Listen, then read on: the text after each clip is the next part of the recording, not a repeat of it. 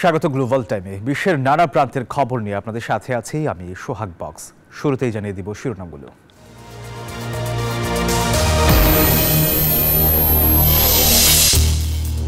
আজ ওয়াশিংটনে ট্রাম্প মোদির বৈঠকে গুরুত্ব পাবে বাণিজ্য শুল্ক ও ভিসা নীতি। চীনকে মোকাবেলায় নির্ধারিত হতে পারে দুই দেশের কৌশল। ইউক্রেনের ন্যাটোতে যোগদানের বাস্তবতা দেখছেন না ট্রাম্প। পুতিনের সঙ্গে সৌদিতে যুদ্ধবিরতি বৈঠকের সম্ভাবনা। এবং ফের গাজায় সংঘাতের শঙ্কা। সেনা প্রস্তুত করছে ইসরায়েল। সোচ্চার হামাস। যুদ্ধবিরতি বাড়ানোর আহ্বান গাজাবাসীর। দর্শক, শিরোনামগুলো দেখছিলেন, এবার বিস্তারিত। মার্কিন প্রেসিডেন্ট ডোনাল্ড ট্রাম্প ও ভারতের প্রধানমন্ত্রী নরেন্দ্র মোদির বৈঠকে চোখ রাখছে সারা বিশ্ব। বৃহস্পতিবার রাতেই ওয়াশিংটনে তাদের আলোচনায় বসার কথা। আর ধারণা করা হচ্ছে বৈঠকে গুরুত্ব পাবে বাণিজ্য শুল্ক ও ভিসা নীতি। উঠে আসতে পারে বাংলাদেশ প্রসঙ্গ।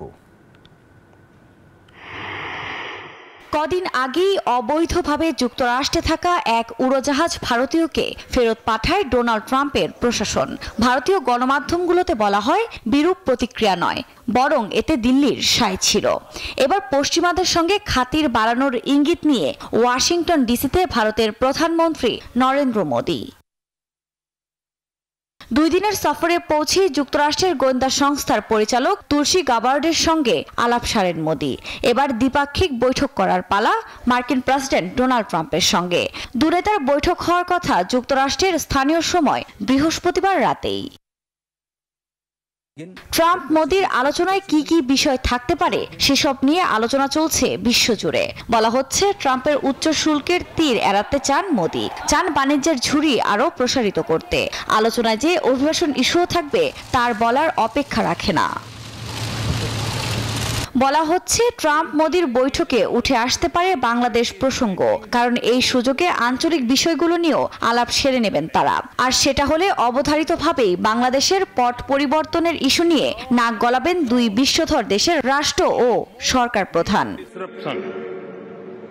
ইউক্রেন রাশিয়া এবং হামাস ইসরায়েল সংঘাত বন্ধের বিষয়টিও আলোচনায় গুরুত্ব পেতে পারে। কানাঘুষা রয়েছে যুদ্ধ বন্ধে মধ্যস্থতাকারী হিসেবে কাজ করতে নরেন্দ্র মোদিকে প্রস্তাব দিতে পারেন ডোনাল্ড ট্রাম্প। আফরিন মৌ, নিউজ 24। নির্বাচনী প্রতিশ্রুতি অনুযায়ী ইউক্রেন যুদ্ধ বন্ধের উদ্যোগ নিচ্ছেন যুক্তরাষ্ট্রের প্রেসিডেন্ট ডোনাল্ড ট্রাম্প। বলেছেন ইউক্রেনের ন্যাটোতে যোগ দেওয়া এখন আর বাস্তবসম্মত নয়। রাশিয়ার হাতে বেদখল ভূখণ্ড উদ্ধার হওয়ার আশাও কম, তবে যুদ্ধ থামাতে চান। রাশিয়া ও ইউক্রেনের প্রেসিডেন্টের সঙ্গে ফোনে কথা বলেছেন ট্রাম্প। জানিয়েছেন সৌদি আরবে রুশ প্রেসিডেন্ট ভ্লাদিমির পুতিনের সঙ্গে হতে পারে যুদ্ধবিরতির আলোচনা। দ্বিতীয় মেয়াদে প্রেসিডেন্ট হওয়ার আগে থেকেই ডোনাল্ড ট্রাম্প বলে আসছিলেন তিনি ক্ষমতায় থাকলে কখনোই যুদ্ধে জড়াতো না রাশিয়া ইউক্রেন। জানুয়ারিতে মার্কিন প্রেসিডেন্টের দায়িত্ব নিয়েই শুরু করেছিলেন যুদ্ধ বন্ধের তৎপরতা। আর তারই ফলাফল রাশিয়া ও ইউক্রেন দুদেশের প্রেসিডেন্টের সাথেই তার বুধবারের দীর্ঘ ফোনালাপ। বুধবার ওভাল অফিসে সাংবাদিকদের ট্রাম্প জানান রুশ প্রেসিডেন্ট ভ্লাদিমির পুতিন এবং ইউক্রেনের প্রেসিডেন্ট ভলোদিমির জেলেনস্কি দুজনেই যুদ্ধবন্ধে আগ্রহী। অদূর ভবিষ্যতেই যুদ্ধবিরতি নিয়ে আলোচনা করতে পুতিনের সাথে সৌদি আরবে বৈঠক করতে পারেন ট্রাম্প। মন্তব্য করেন ইউক্রেনের ন্যাটোতে যোগদান প্রসঙ্গেও। ইউক্রেনের ন্যাটোতে যোগ দেয়া বাস্তবসম্মত হবে তা মনে করি না আমি। দেশটির হারানো সব ভূখণ্ড ফিরে পাওয়াটাও অসম্ভব। এরই মধ্যে ক্রেমলিনও জানিয়েছে ইউক্রেন নিয়ে আলোচনা করতে ট্রাম্পকে মস্কোতে আমন্ত্রণ জানিয়েছেন পুতিন। এদিকে যুক্তরাষ্ট্রের সাহায্য ছাড়া ইউরোপের একার পক্ষে ইউক্রেনকে রক্ষা করা সম্ভব নয় বলে স্বীকার করেছেন জেলেনস্কি। Desk report, news 24।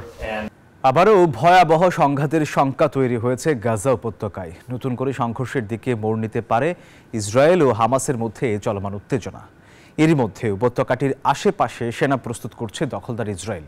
এমন পরিস্থিতিতে গাজাবাসী মনে প্রাণে চাইছে যুদ্ধবিরতি বাড়ানোর পথেই হাঁটুক দুই পক্ষ। গাজায় আবারও যুদ্ধ শুরুর বিষয়ে ইসরায়েলি প্রধানমন্ত্রী বেনিয়ামিন নেতানিয়াহুর হুমকির পর উপত্যকাটি আশেপাশে সেনা বাড়াতে শুরু করেছে দখলদাররা। বুধবার থেকেই তারা গাজা সীমান্তে জড়ো করছে ট্যাঙ্ক সহ ভারী সাজোয়াজান। হামাস যদি 15 ফেব্রুয়ারির মধ্যে 3 ইসরায়েলি জিম্মিকে মুক্তি না দেয়, তবে আবার শুরু হয়ে যেতে পারে ইসরায়েলি হামলা। 15 মাস ধরে চলা এই সংঘাতে ধ্বংসস্তূপে পরিণত হয়েছে পুরো এলাকা। অধিকাংশ মানুষ হয়েছে বাস্তুচ্যুত।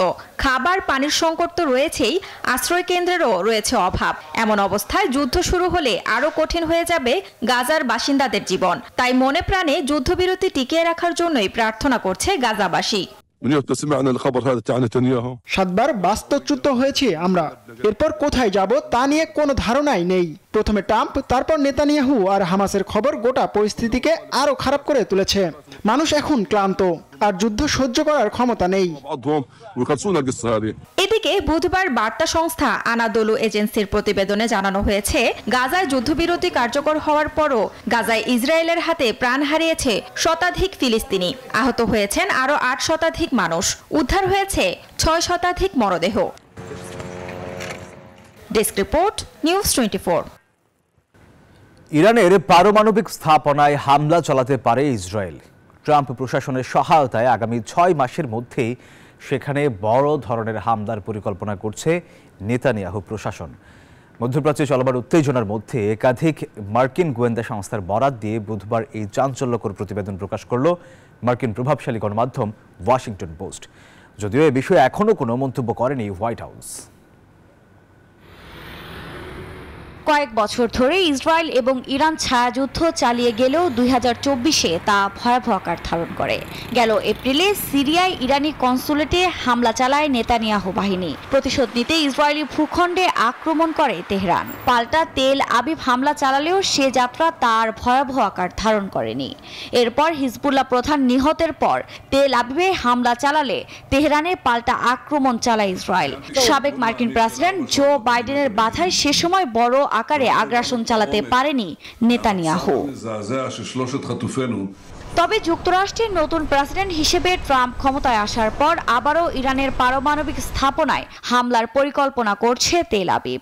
একাধিক গোয়েন্দা সংস্থার বরাত দিয়ে বুধবার এ চাঞ্চল্যকর প্রতিবেদন প্রকাশ করল মার্কিন প্রভাবশালী গণমাধ্যম ওয়াশিংটন পোস্ট। প্রতিবেদনের তথ্য বলছে, যুক্তরাষ্ট্রের মদদে আগামী কয়েক মাসের মধ্যেই বড় ধরনের হামলা হবে।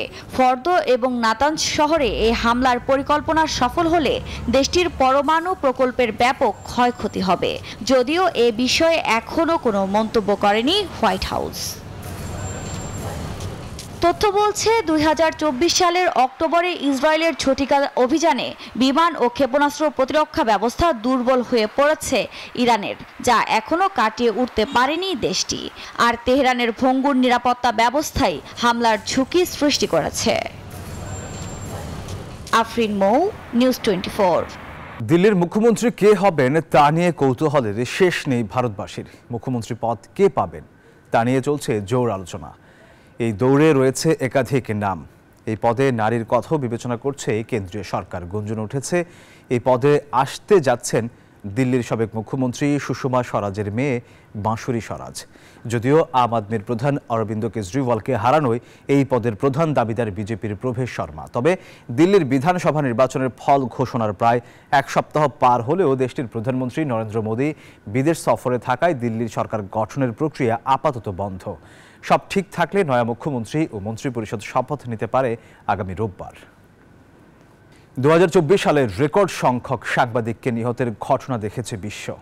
গেল বছর সাংবাদিক নিহতের এই সংখ্যা গিয়ে ঠেকে 124 জনে, যার মধ্যে প্রায় 70% প্রাণহানির জন্য দায়ী ইসরায়েল। কারণ তাদের অধিকাংশই ইসরায়েল হামাস যুদ্ধের সংবাদ সংগ্রহ করতে গিয়ে নিহত হয়েছেন। আর যুক্তরাষ্ট্র ভিত্তিক মুক্ত ও অলাভজনক সংস্থা committee to protect journalist CPJ বুধবার এক বিবৃতিতে এমন তথ্য জানিয়েছে। জানায় 2024 সালে বিশ্বের 18টি দেশে নিহত হয়েছেন অন্তত 124 জন সাংবাদিক। বিশ্বে এর আগে এক বছরে কখনো এত সংখ্যক সাংবাদিক নিহত হওয়ার রেকর্ড নেই। তবে সিপিজের এমন প্রতিবেদনের প্রতিক্রিয়ায় ইসরায়েল জানায়, সাংবাদিকদের উপর কখনো হামলা, নির্যাতন, নিপীড়নের পক্ষে নয় তেল আবিব। সৌদি আরবের নিয়ম শহরে কৃত্রিম বুদ্ধিমত্তা ভিত্তিক একটি ডাটা সেন্টার নির্মাণে স্থানীয় এক কোম্পানি 500 কোটি মার্কিন ডলার বিনিয়োগ করতে যাচ্ছে। ডাটা ভোল্ট এবং নিয়মের মধ্যে স্বাক্ষরিত চুক্তির মাধ্যমে 1.5 গিগাওয়াট ক্ষমতা সম্পন্ন একটি সম্পূর্ণ পরিবেশ বান্ধব এআই ডাটা সেন্টার তৈরি হবে। প্রকল্পটি বাস্তবায়িত হবে নিয়মের অক্সাগন শহরে। অত্যাধুনিক সুযোগ সুবিধা সম্পন্ন নিয়মকে বিশ্বের সবচেয়ে বড় ভাসমান শিল্প কমপ্লেক্সে রূপান্তরিত করার লক্ষ্য নিয়েছে সৌদি সরকার। নিয়ম প্রকল্পের অংশ হিসেবে দ্য লাইন নামে একটি 170 কিলোমিটার দীর্ঘ আয়নার মতো ভবন তৈরি করা হচ্ছে। 2022 সালে এই প্রকল্পের ঘোষণা দেওয়ার সময় জানানো হয়েছিল 2030 সালের মধ্যে এখানে বসবাস করবে 10 লাখ মানুষ। 2045 সালের মধ্যে সেই সংখ্যা বেড়ে হবে 90 লাখ। ওমানে বসবাসরত বাংলাদেশি প্রবাসীরা দীর্ঘদিন ধরে বাংলাদেশি দূতাবাসের সেবার মান নিয়ে অসন্তুষ্টি প্রকাশ করে আসছেন, বিশেষ করে পাসপোর্ট নবায়ন এবং বিভিন্ন কাগজপত্র সত্যায়নে।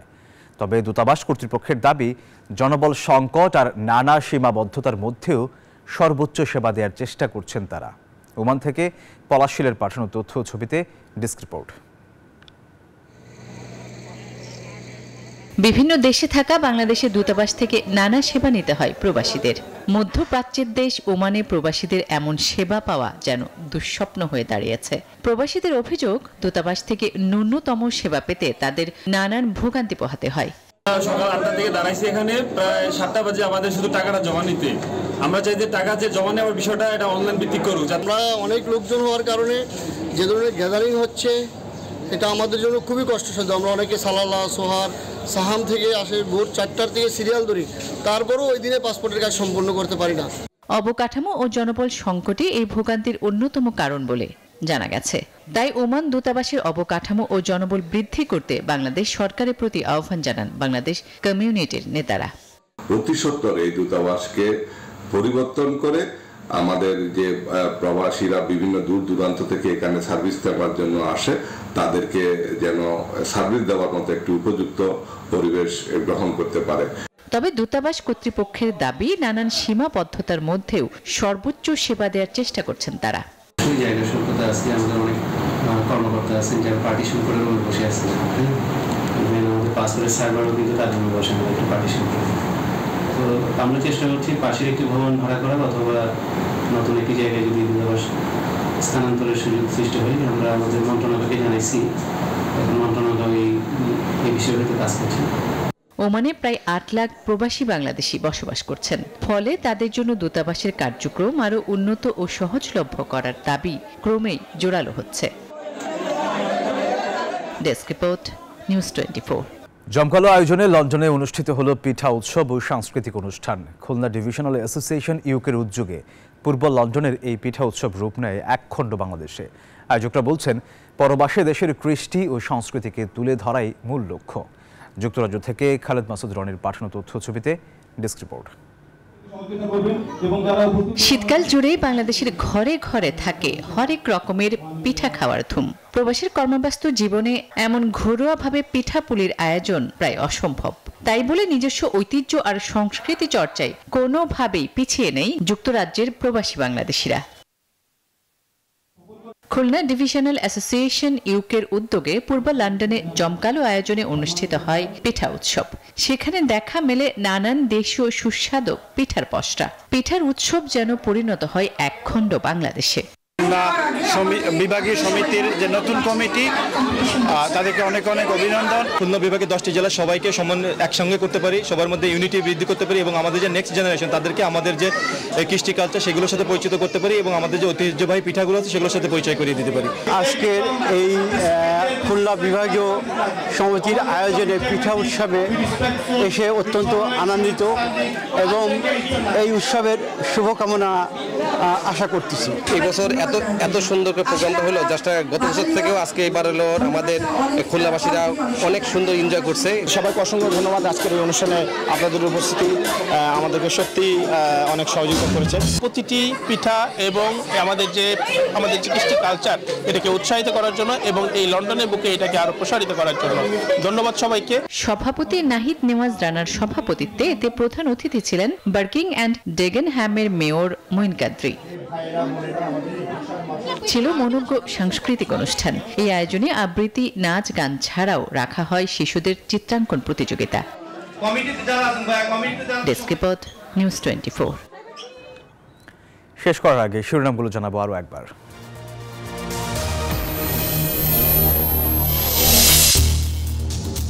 আজ ওয়াশিংটনে ট্রাম্প মোদির বৈঠক গুরুত্ব পাবে বাণিজ্য, শুল্ক ও ভিসা নীতি। চীনকে মোকাবেলায় নির্ধারিত হতে পারে দুই দেশের কৌশল। ইউক্রেনের ন্যাটোতে যোগদানের বাস্তবতা দেখছেন না ট্রাম্প। পুতিনের সঙ্গে সৌদিতে যুদ্ধবিরতি বৈঠকের সম্ভাবনা। এবং ফের গাজায় সংঘাতের শঙ্কা, সেনা প্রস্তুত করছে ইসরায়েলে। সোচ্চার হামাস, যুদ্ধবিরতি বাড়ানোর আহ্বান গাজাবাসীর। দর্শক, এই ছিল নিউজ 24 গ্লোবাল টাইম। এতক্ষণ সাথে থাকার জন্য ধন্যবাদ সবাইকে।